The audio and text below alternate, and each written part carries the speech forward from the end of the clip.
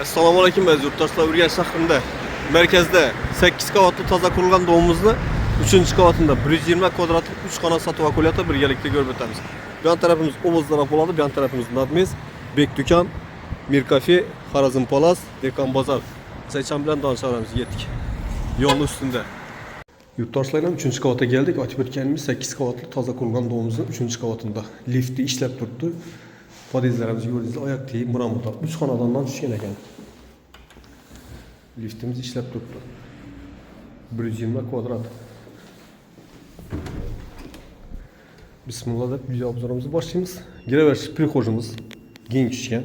Doğrumuzda sanuzel, oshxona, katta spalni, zal, yana bir spalni yurtdoshlar. Hamma xonasida balkon bor.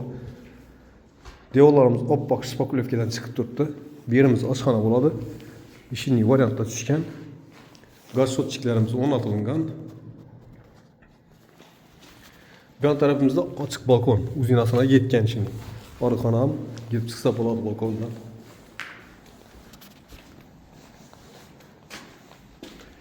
Bu yon tarafimiz katta spalni. 120 kvadrat dokumentda yurtdoshlar. Shotchiklar qo'yilgan, suniki sanuzel. O'zi 120 kvadratdan katta ekan. Birimiz spalni. Birimiz katta zal.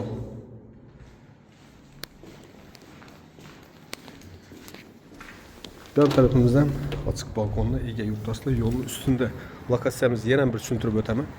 Mir Kafe, Bek Dukan, Xorazm Palas, Dekan Bozor.